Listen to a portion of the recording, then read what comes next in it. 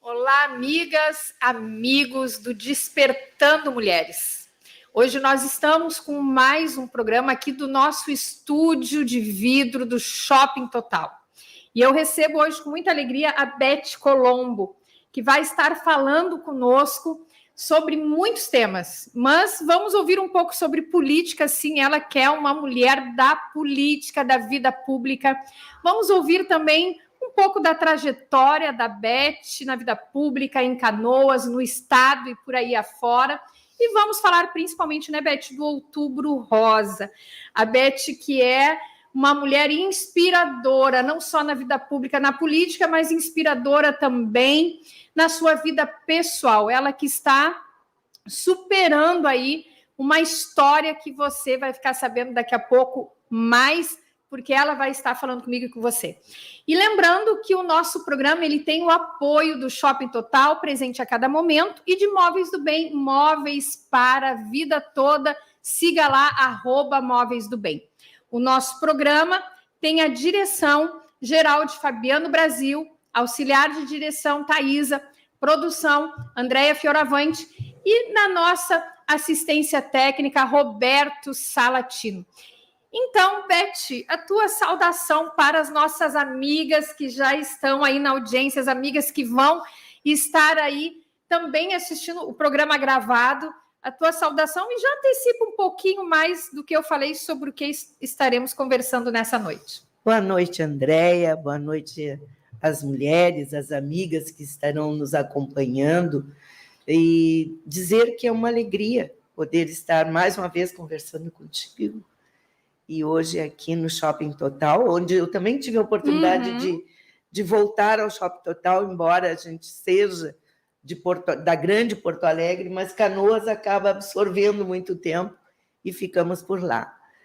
É uma história de vida, né? Eu costumo dizer, Andréia, que quando a gente está beirando aos 69 anos, né?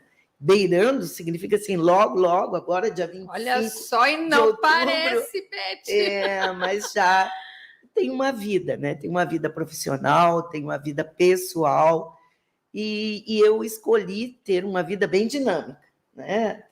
Trabalhando, minha profissão é ser professora, e dentro da educação já participei muito e continuo, né? Hoje sou secretária de Educação da cidade de Canoas, enfim, na política, na vida, e também acabei sendo surpreendida, né? Como tu fizeste um comentário, com um diagnóstico que nenhuma mulher quer, ou com certeza todas as mulheres fogem e a grande maioria até previnem, né? Que é um câncer, no meu caso, câncer de mama, e que mais uma luta de vida, mas estamos aqui, vencendo a cada uma, graças a Deus. Muito bem. E olha só, eu quero dizer para você que está aí pelo Instagram, envie o aviãozinho. Eu falava com a Beth, amo o Instagram, porque eu só digo, manda verdade. Aviãozinho. Então, você que está aí já na audiência do Instagram, mande aviãozinho para as amigas, para os amigos, porque o Despertando Mulheres é em especial para você, mulher, mas também para homens, porque temos homens fiéis na audiência, Beth.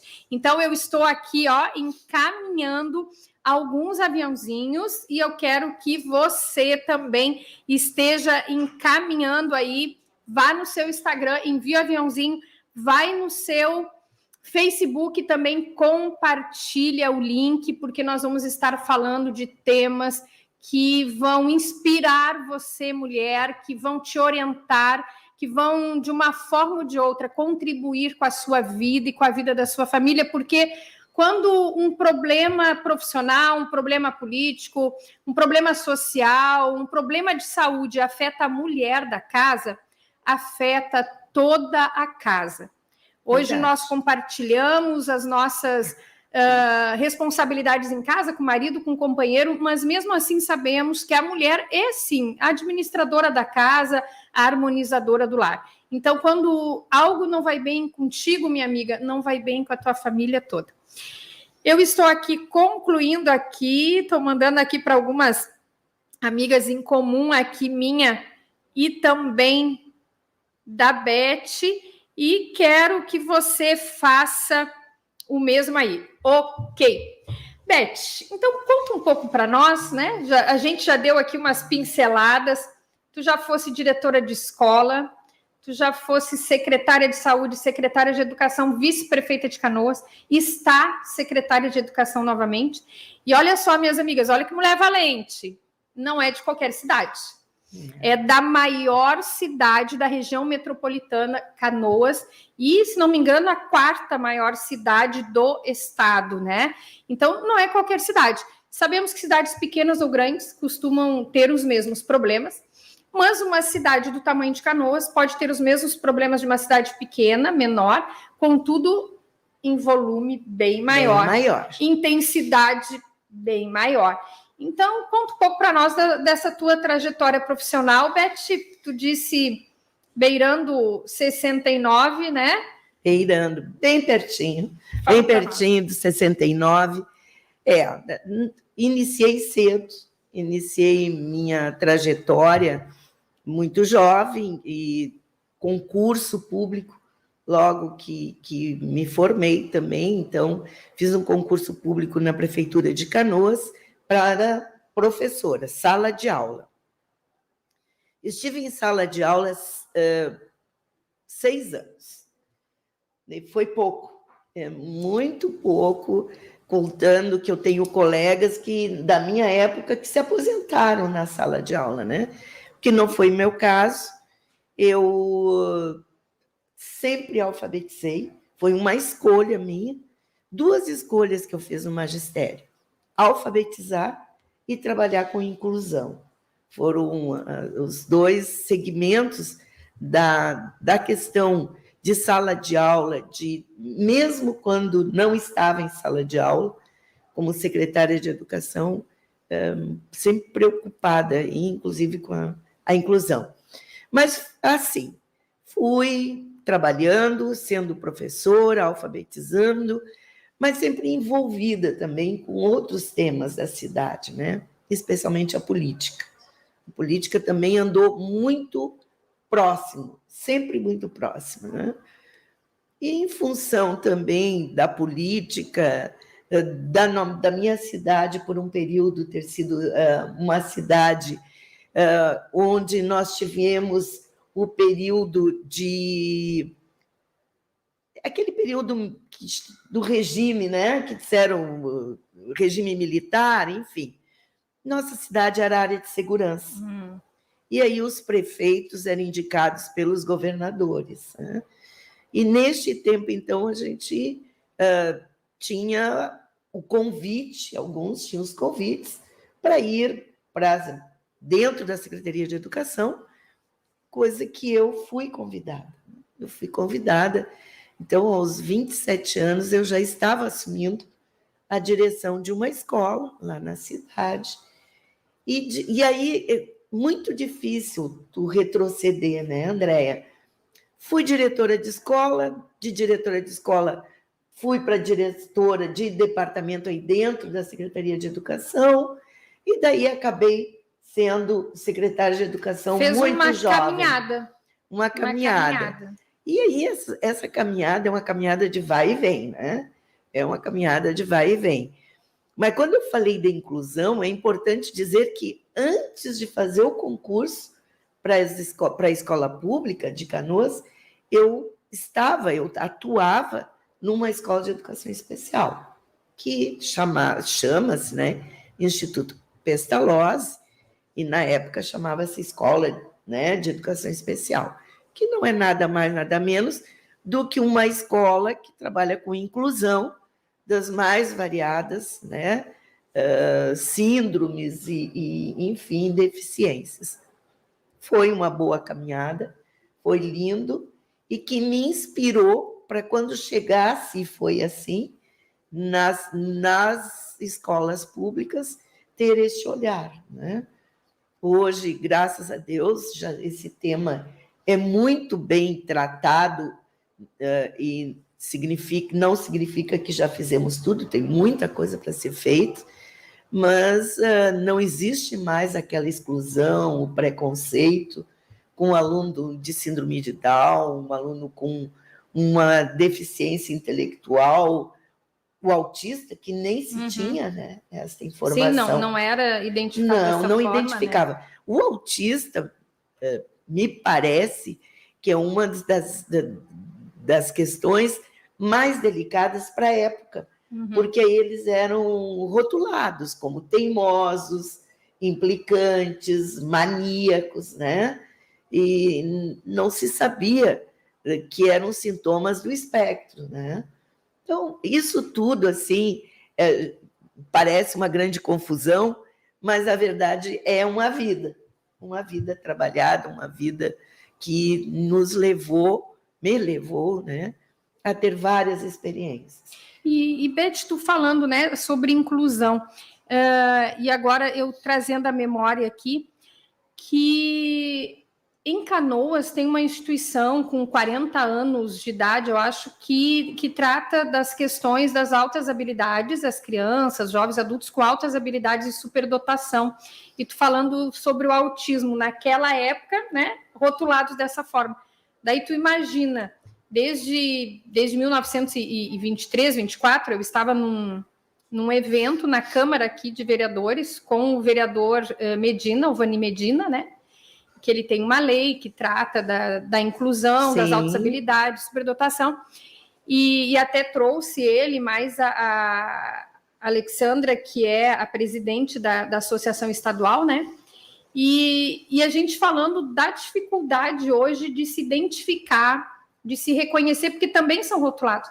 Então, se naquela época, tu falando, o autista já tinha esses desafios, tu imagina, então, os portadores de altas habilidades e superdotação. Eu sempre que falo sobre a questão da inclusão e que se toca no tema, né, das altas habilidades, que também é uma inclusão, né, eu reconheço que é sempre a mais difícil, porque ainda não estamos preparados, né, para receber este aluno, essa pessoa, porque ela, de fato, exige, né, do meio e das pessoas que atuam com ela uma superação, né? E eu tenho conversei algumas vezes com a equipe da FADERS, né? Que a FADERS, que tem toda uma especialização para lidar com, eu digo alunos sempre, né? Mas são sempre alunos, né? Sempre alunos de altas habilidades. Mas isso traz para as famílias também. Hoje, Andréia, nós temos vários recursos, né? A própria internet, a forma de se interagir com o mundo, né? Tratando de determinados assuntos, os pais já conseguem ter mais recursos, até para entender mais o que está acontecendo. Mais informação, né, Beth? Era muito difícil, Andréia. E tu calcula aí 50 anos atrás, né? Foi quando eu iniciei, há 50 anos atrás. Não se tinha esses recursos, a bibliografia era muito, muito escassa, né? O Instituto Pestalozzi, que é um pioneiro, né, na educação especial, ele mesmo, através nosso em Canoas, né, professor Tiago Wirth, que hoje é nome de escola em Canoas, ele era um estudioso, ele trouxe toda a filosofia, né, de Pestalozzi, que era um sueco, né, que se deu conta que as pessoas eram diferentes e que as crianças agiam de forma diferente nas escolas, porque elas tinham diferenças, né?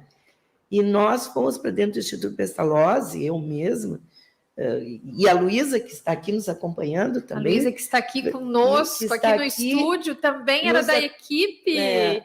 A Luísa iniciou junto. Olha só. Lá, e duas jovens, né, duas meninas, querendo descobrir um mundo. Imagina. Da forma mais difícil. Né? E, Beth, quanta coisa, né? A área da educação é uma área que tem muita coisa para fazer e muita coisa pode ser feita.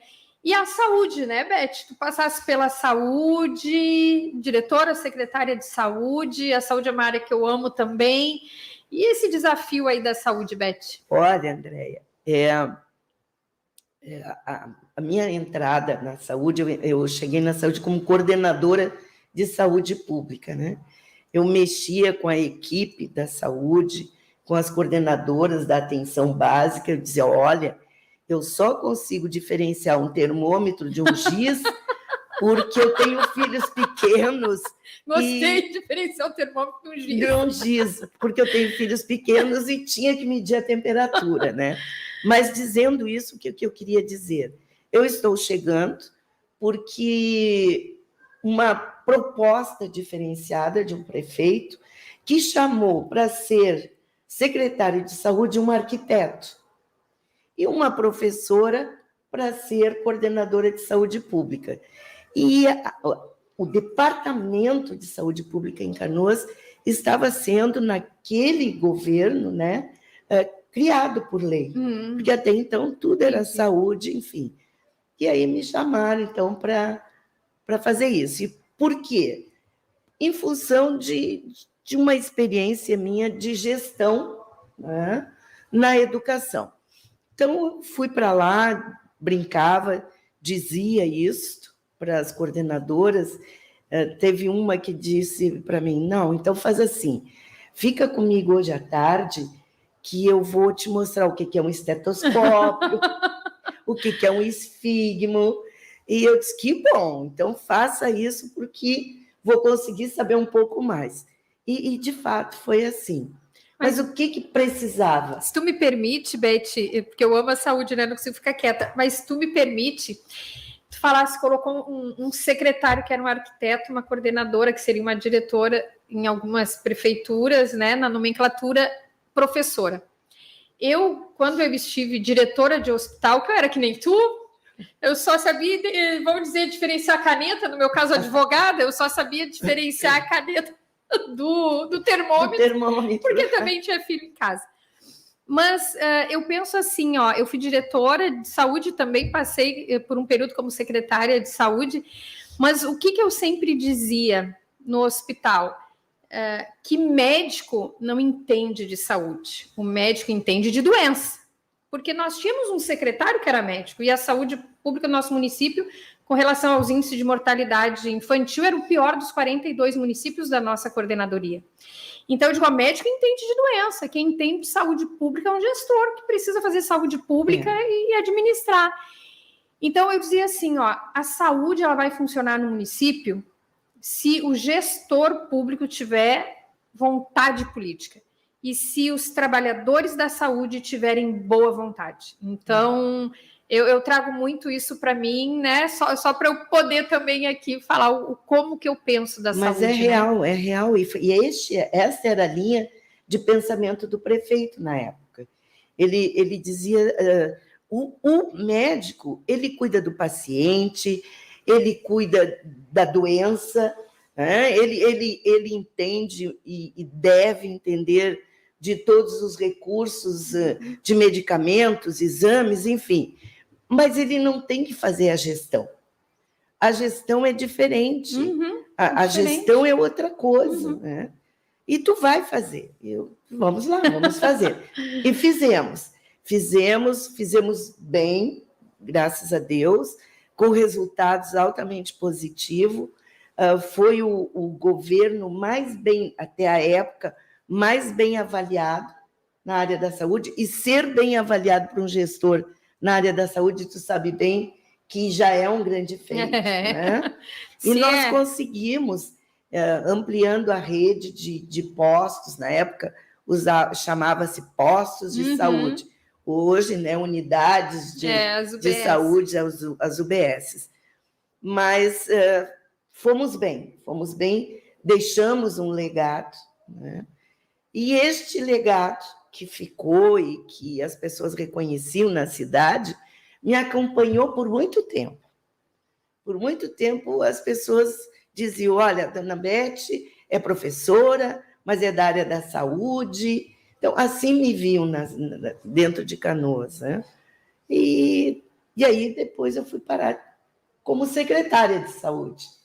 Aí, já passados alguns anos, bastante, eu tenho a felicidade, né, de me eleger vice-prefeito, junto com o prefeito Jairo Jorge, lá em 2008, e ele também me surpreendeu, porque durante toda a campanha nós não falávamos em a vice-prefeita ocupar uma secretaria, absolutamente.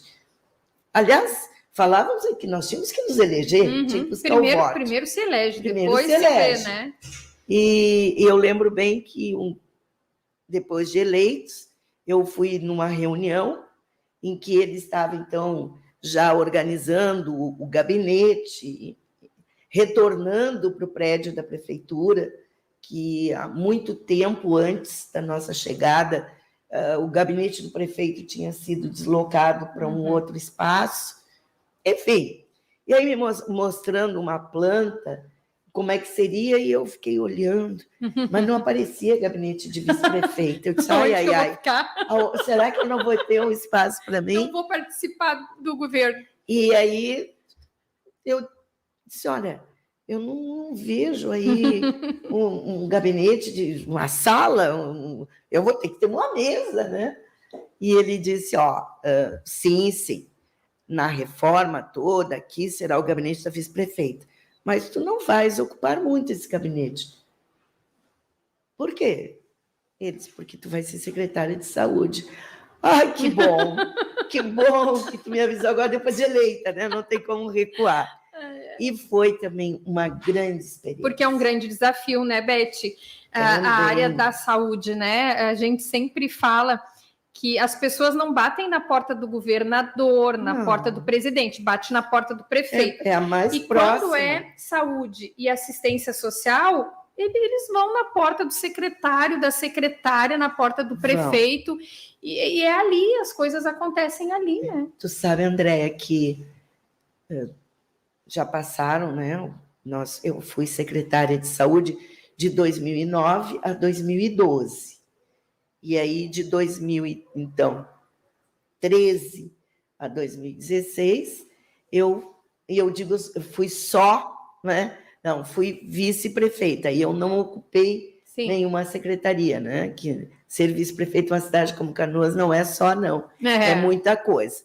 Mas, enfim, até hoje, as pessoas, se tem alguma situação de saúde na família, é o meu telefone que toca, é no meu Instagram, eu recebo e os apelos, e aí me falam, fazem uma narrativa do quadro, sabe? Então, a saúde educação e saúde, né? São dois temas que tu pode até sair de dentro da escola, a escola não sai de ti. Verdade. Tu pode até sair de uma secretaria de saúde, mas a secretaria de saúde nunca mais sai de ti. E a saúde é apaixonante, né, Beth? Muito. É apaixonante. Muito. E, Beth, me fala da política. Tu és uma mulher política, desde bem nova, né? Sabemos, presidente de Grêmio Estudantil na tua escola, ali que tudo começou, tu bem novinha, adolescente, e até chegar a uma filiação partidária, e tu por muito tempo fizesse parte do movimento das mulheres, né, dentro do teu partido anterior.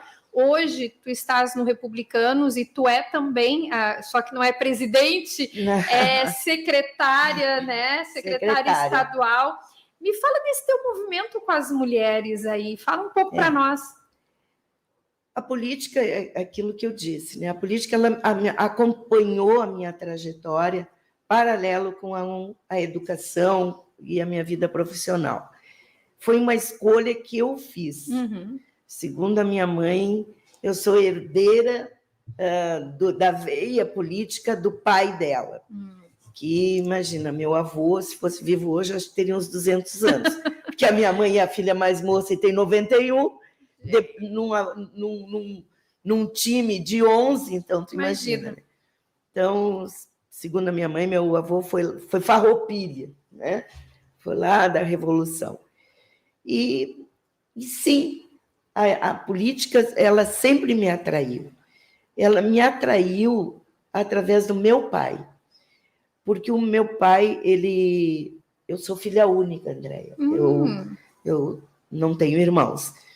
E então, o que o meu pai fazia? Fim de noite, eram comerciantes, pai e mãe, trabalhavam no nosso comércio, né, da família. Então, quando chegava a noite, depois da janta, o pai pegava o jornal e ele ia ler. E ele, como é que ele lia? Ele lia de trás para frente. E eu leio até hoje assim. Eu começo no fim do jornal, virou um vício, que era esporte e política. Esporte pelo time do coração, que era o Internacional. Né? Vamos respeitar, né? Ô, audiência, vamos respeitar, né? Mas isso a gente... também é herança também, né? Tu também é colorado? Ô, senhor, então aqui, ó, tá dando Grenal aqui.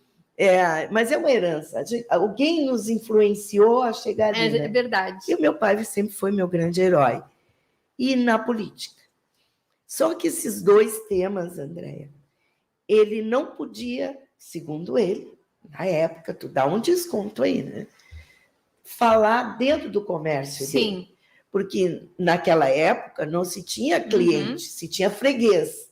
E ele dizia que se ele se posicionasse politicamente ou esportivamente, ele podia perder o freguês. Né? Então, ele, no balcão, ele era neutro.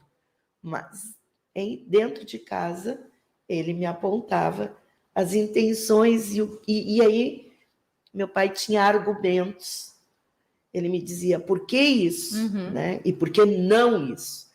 Então, eu muito cedo sabia o que eu queria da Sim. política e o que eu não queria da política. Porque vocês discutiam política dentro de casa. Dentro de casa. E ele argumentava, ele me mostrava, né? E eu, claro que não manifesto hoje como é que era, mas ele me mostrava, olha, aqui não serve por isso, por isso, por isso, e aqui serve. Enfim, quando eu, então, com uma idade de 12 anos, como eu já disse, cheguei à presidência de um grêmio estudantil, eu já estava exercitando ali toda a minha inclinação, a minha vontade, o meu desejo de ter uma ação política, mesmo que fosse política estudantil, que na época era muito forte. Sim. Muito forte, né? Foi antes dos grêmios, né, estudantis serem fechados, enfim. E, neste tempo, eu conseguia frequentar alguns ambientes onde tinham alunos mais velhos, né? Mais velho, 4 anos mais velho que eu, era muito mais velho, né? 16 anos já era um herói para quem tinha 12, né? E aí uma figura assim que sempre me atraiu muito pela postura, pelo jeito, enfim, foi um político canoense que se tornou nosso paraninfo na formatura de magistério, para tu ter uma ideia. Olha como eu fui construindo isso, né? A Luísa de novo, porque também se formou comigo. A Luísa sempre junto. A Luísa depois vai dar um oi para nós. Eu trouxe a Luísa para ela não deixar eu mentir. Tá? A Luísa é a testemunha. Porque ela faz parte da minha história. E ele era uma liderança, enfim, foi nosso paraninfo e foi candidato a vereador. E eu sempre acompanhando. E, para minha felicidade, o partido, né, a ideologia que ele defendia era aquela que meu pai tinha me conduzido. E dali eu não parei mais. Ele é ainda meu amigo, ainda somos amigos queridos. Eu digo sempre para ele que ele me conduziu até mesmo por um tempo sem nem saber da influência que estava... Foi teu mentor. Exatamente. E uma coisa que eu digo também para ele sempre é que há muito tempo, né, alguém me disse que era para eu não chegar muito próximo dos meus heróis, porque eu poderia esbarrar e descobrir de que barro ele era feito, né, e não gostar. Este meu herói, eu esbarrei várias vezes, descobri do barro que era feito e continuo tendo a grande admiração. Mas nessa caminhada, então, aí eu comecei, né, me envolver politicamente, fazer parte de diretórios. A primeira vez, eu acho que eu já até relatei que quando eu fui eleita presidente da executiva do partido, na época, em Canoas, não aceitaram a ata. Teve resistência. Devolveram, a estadual devolveu a ata, dizendo que havia uma troca ali, que tinha um nome de homem masculino para secretário e o meu nome para presidente. Então, que deveria ter machismo, gente. Deveria ter acontecido um equívoco. Tivemos que levar o livro de atas. Que ano isso, Beth? Nossa, mas eu acho que foi lá por anos 70. Acredito que deve ter sido pelos anos 70. Então, mas resisti, foi comprovado. Permaneci até... Gente, porque o meu... Fosse a primeira, então, mulher presidente da executiva na tua cidade. Sim, sem dúvida. E o meu idealizador ainda era um major. Então, tu fizesse história dentro do partido, Beth, dentro da cidade. Era um major, um cidadão todo, que disse, não, agora é a vez dela. Olha só! E ele também, um homem anos-luz à frente, né? Que também havia sido prefeito da cidade. E me conduziram à presidência do partido, e de lá para cá, eu tô sempre na linha de frente, né? E com as mulheres, André, é importante dizer isso. Não foi um caminho fácil iniciar lá quando eu iniciei, não foi mesmo, né? Nós tínhamos muitas dificuldades, inclusive de sermos ouvidas, acolhidas, mas ela foi não foi luta, foi conquistas. Nós fomos nos manifestando, mostrando o nosso potencial, porque eu ainda faço um desafio. Ir no gabinete de um vereador, de um deputado, de um senador, vai olhar nos bastidores. No mínimo, 70% das assessores são mulheres. No mínimo. Mas chefe de gabinete? Mas é isso, né? Quando tem uma posição com mais poder, mais visibilidade, acaba sendo homem, né, Beth? É, exatamente isso. Então, deixa eu comentar um fato contigo, ver se tu passou por algo semelhante. Eu, no ano passado, foi no ano passado, no programa Hora da Amiga, eu recebi a deputada Silvana Covatti. Ai, uma querida. Né? E a Silvana contando que no partido, numa certa ocasião, ela levantava a mãozinha, Luísa, para falar. Daquele monte de homem, né? E algumas mulheres. E ela levantava a mãozinha para falar e nada. Levantava a mãozinha para falar e nada. Daí, daqui a pouco, ela disse, quando ela baixou a mão, estava com um anel pesado e o anel bateu na mesa. Daí parou a reunião e chamou a atenção. Será que tu não presenciou isso? E chamou a atenção do homem, né? E o homem disse assim, olha, a última mulher que gritou aqui, que falou alto, não voltou. Ela disse que ficou bem quietinha. Se encolheu, ficou bem quietinha, não falou mais nada, né? Só que ela disse assim, Andréia, tem até o programa gravado no Face, ela disse, Andréia, só que eu voltei, e voltei como a mulher mais votada, né?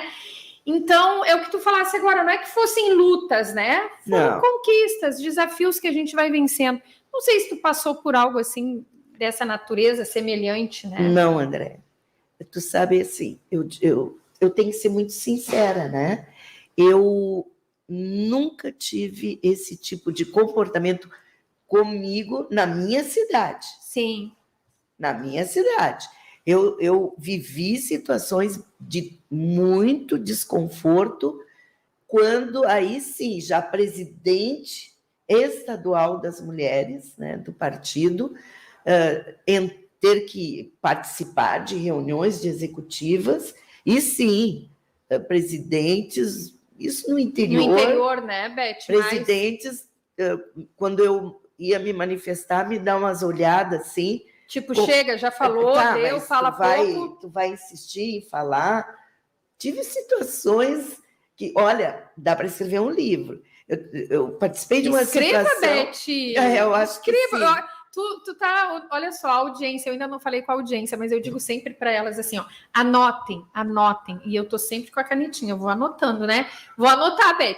Vou esperar esse livro. É verdade. Vou esperar esse livro. Tu sabe que... Eu estive numa determinada cidade, que eu não vou declinar do nome. A gente conta o... Como é? Conta o milagre, mas não conta o santo. Né? Eu, numa reunião muito pesada, de escolha para quem concorreria a prefeito e vice. E aí nós estávamos, assim, numa reunião essencialmente masculina, né? Porque teria um evento das mulheres após, né? Que aí era um almoço. Imagina, elas estavam fazendo o almoço, elas estavam organizando, e eu participando da reunião. Nessa reunião, discutiam muito, porque eles também não tinham consenso em relação aos nomes, né? Tinha o neto de um ex-prefeito, tinha o filho de um prefeito. Bom, sim. E aí eu ousei sugerir o nome de uma mulher. Olha, meninas, não foi fácil. Eu tive que me segurar, gente, porque a mesa toda, aqueles homens todos olharam e disseram, mas de onde que saiu, né? Como é que tu te atreves, né? E eu fiz a minha argumentação, porque eu tinha estado com as mulheres do partido e elas tinham me contado a história de uma mulher maravilhosa. Bom, uma discussão, eu pensei até que iriam me pedir para me retirar do recinto, né? Imagina. Mas foram educados, não fizeram. Acredito também que foram educados porque eu estava acompanhada pelo presidente estadual do partido. Então, também está explicado também. Por quê. E aí o nome ficou, né? Ficou no ar, tá? E não. E aí, quando saímos dessa reunião, uma reunião muito pesada, extensa, fomos para o local do almoço. E no local do almoço era uma coisa muito linda.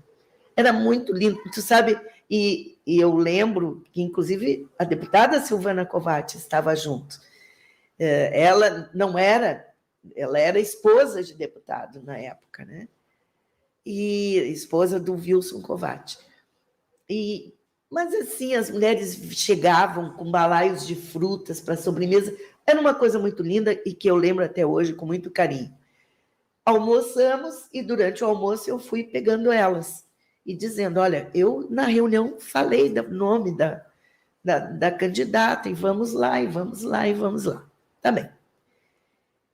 Elas, não, mas não vai pegar nunca. Eu disse, vão tentando, vão tentando. E aí uma me assoprou. Disse, olha, se o candidato for fulano, ele é capaz de aceitar uma mulher de vice. Eu disse, então nós vamos... E ele era médico, ginecologista na cidade. Eu disse, então nós vamos inverter. Nós vamos começar a lutar pelo nome dele para prefeito. E não deu outra. E não deu outra. Foi uma estratégia. Ela foi vice-prefeita. Ele veio e ela de vice. Ele veio e ela de vice. Porque ele passou a ser um nome que tinha unanimidade de homens e mulheres. O que eles não contavam é que nós tínhamos uma estratégia. Para encurtar, porque a história ela só não é linda pela forma como ela acabou, né? Porque eles se elegeram os dois, maravilhosos. Ele, uma pessoa incrível, e numa viagem da cidade dele para Porto Alegre, na volta, ele sofreu um acidente de carro, veio a óbito, e ela assumiu a prefeitura. Gente, que forte essa história, Beth. Eu me arrepiei, ou seja... E não só assumiu a prefeitura, como se reelegeu depois. Gente, é forte, porque essa mulher, ela estava predestinada. Ela estava predestinada a ser a prefeita da cidade, Beth. Gente, a nossa hora... daqui a pouco o Betinho está ali eu me olhando. Eu quase não gosto de falar também, gente, né? Meninas, olha só. E daí, Beth, tu sabes que a gente fala, né? Porque os planos de Deus, eles só não acontecem na nossa vida se nós rejeitarmos, né? E eu gosto muito, Beth, de falar da mulher na política, porque às vezes eu vou me incluir, porque eu estou me incluindo, nos mexamos, né? Por causa de histórias, às vezes, semelhantes a que tu estás falando, né? Porque os homens dizem, não, mas por que ela não? Por que ela? Ela é mulher? Por que ela, né? E, às vezes, eu me incluo, não tu, nos mexamos, né? Mas eu já estou liberta, glória a Deus. E, Beth, nesses minutos que nós temos agora, primeiro, assim, meus parabéns por toda essa tua história, por esse movimento todo que tu fizesse, né? No partido, por todo o movimento que tu fazes hoje, né? Nós temos aqui alguns minutinhos. Eu quero que tu faça uma leitura rápida desta eleição agora, né, para deputado federal, estadual. As nossas mulheres eleitas, falávamos antes, né, independente de ideologia, né, muitas mulheres se colocaram à disposição, se elegeram. Faz uma leitura aí para nós, Beth. Olha, Andréia, eu depois de tudo que falei, podia ter falado mais, precisamos de outro programa. Olha só, meninas que estão nos assistindo nessa segunda-feira, dia 10 de outubro. A Beth participou do programa em outra ocasião aqui do Despertando Mulheres. Era para ser presencial, ao vivo não foi, ela tinha um compromisso em Canoas, não conseguiu se liberar. Daí era para ser online.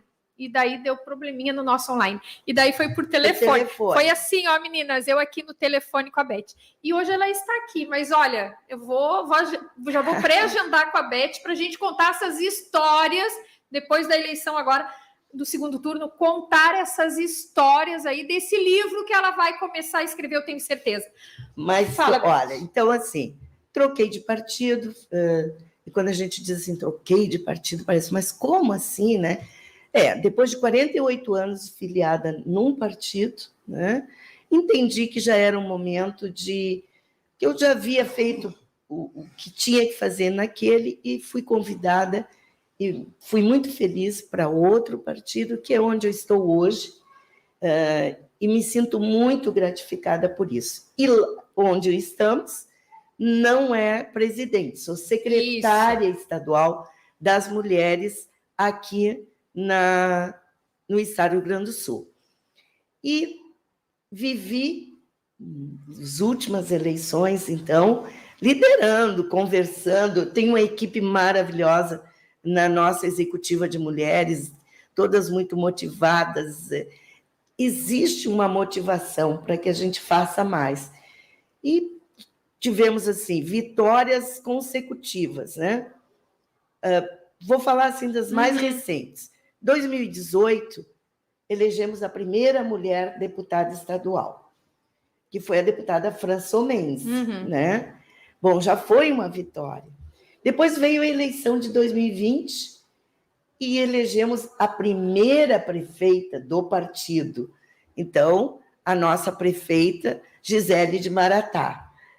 E também de 5 vereadoras que tínhamos, passamos para 12, que já foi uma grande vitória. Conquista. E a luta veio sendo assim, andando pelo Rio Grande do Sul, convencendo as mulheres a participarem efetivamente. Não só uma cota não de 30%. Só uma cota, não só nos bastidores. Se tem vontade, concorra, apresente seu nome, vá lá, se apresente a sua cidade. E aí, para essas eleições agora, essa última, que agora dia 2 nós tivemos, nós fomos muito felizes com uma nominata muito boa de mulheres, tanto para deputada estadual quanto para deputada federal. E eu posso te dizer assim, que é um momento de grande alegria, porque conseguimos eleger, né, deputada estadual, deputada federal e ainda a primeira suplente para o Senado. Então, sem contar as nossas suplentes, a própria deputada Fran, que ficou de suplente, maravilhosa, uma deputada que honrou e honra muito a nós, todos gaúchos, mas as mulheres especialmente, e é uma conquista.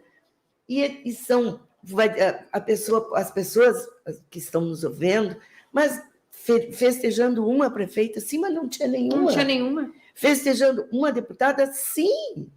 Olha, era uma deputada. Uma deputada federal.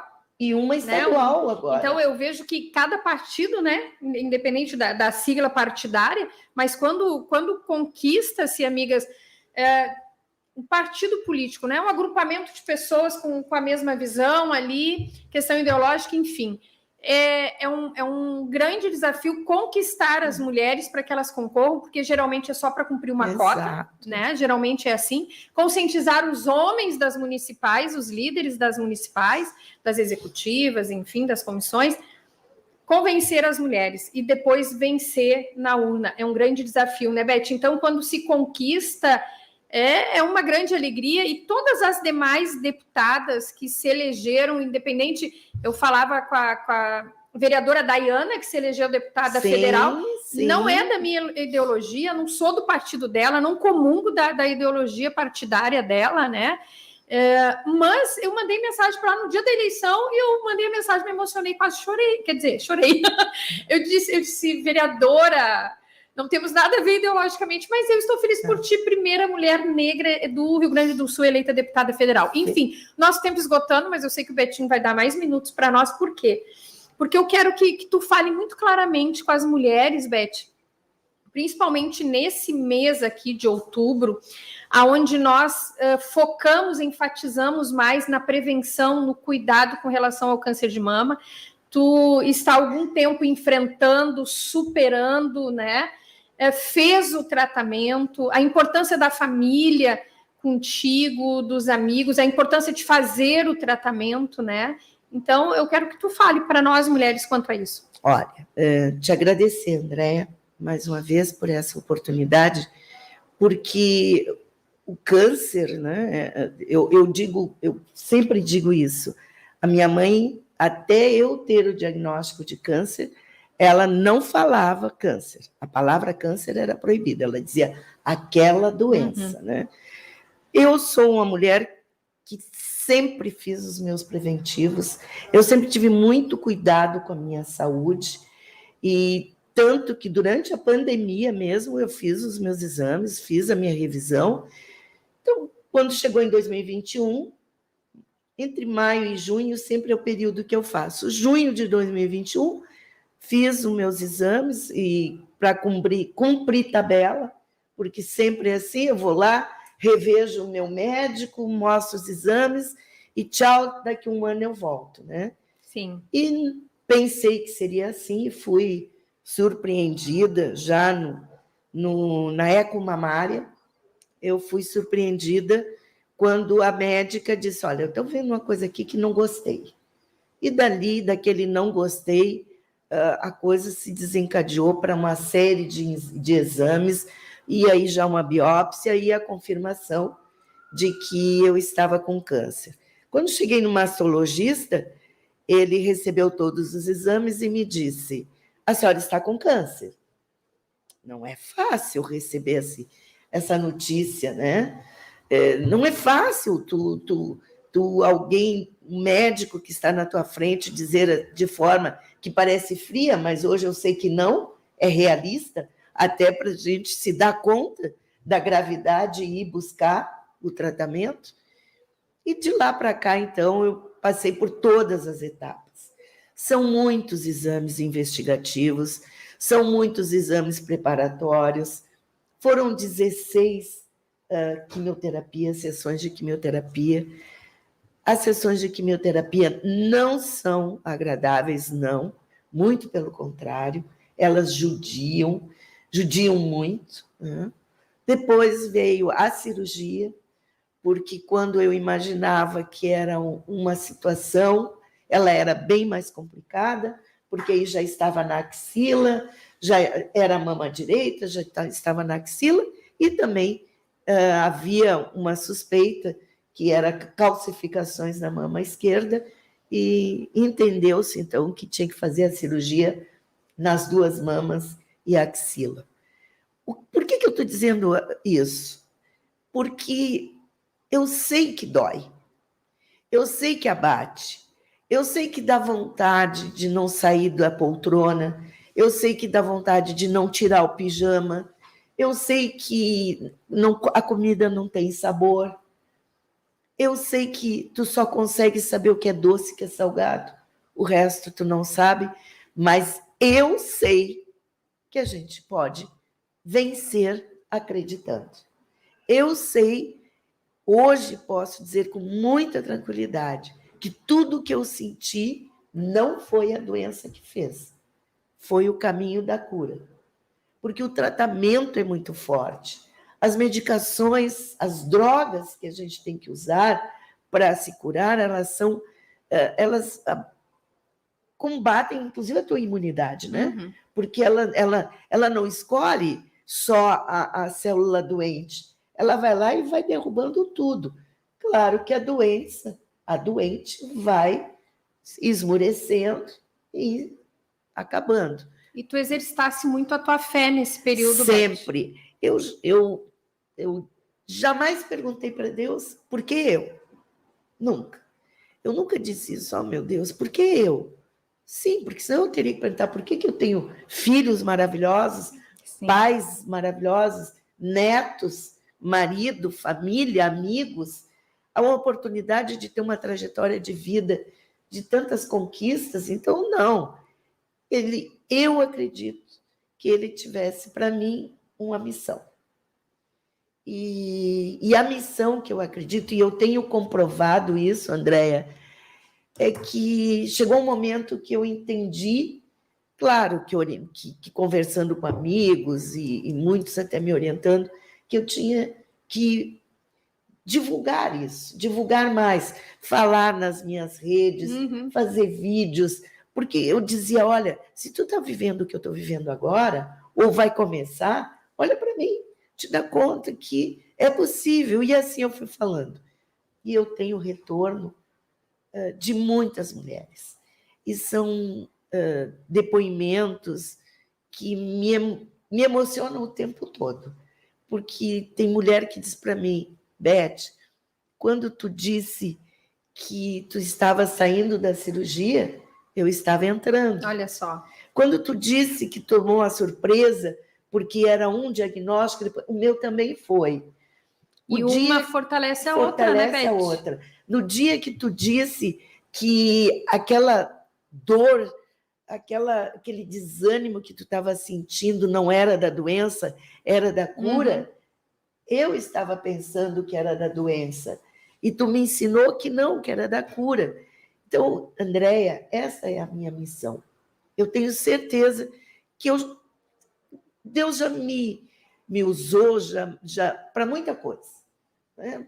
Para trabalhar na inclusão, para trabalhar com pessoas com deficiência, para estar na saúde, para estar na sala de aula, para estar na política, falando com mulheres que é possível. Por que não, então, ele não me usar para dizer para todas, aquelas que estão vivendo esse momento, como eu, olha, eu descobri, não, eu já sabia que o meu cabelo era branquinho, porque eu pintava, né? A cada 15 dias tinha que passar uma tinta. Bom, ele caiu, e eu sempre fui uma pessoa vaidosa com o cabelo. Né? Reclamava muito do meu cabelo, eu dizia que era sem bandeira, porque não era crespo, não era liso. A gente está sempre reclamando do cabelo, né? Bom, mas aí ele começou a cair. Ele começou a cair, até um dia que eu pedi para o meu cabeleireiro, tira, porque não tem mais. E aí, quando ele começou a voltar, ele se mostrou exatamente como ele é, branquinho, né? E eu digo que tem momentos assim que a gente parece o filhote de pinguim quando sai do ovo, sabe? Com os penugins. Mas é a saúde retornando. É a saúde retornando. É a vida tomando forma. A minha forma aqui é de cabelo branco, é de uma pele ainda não recuperada, porque resseca, mas tudo isso a gente pode superar tendo amigos, família e fé. Muita fé.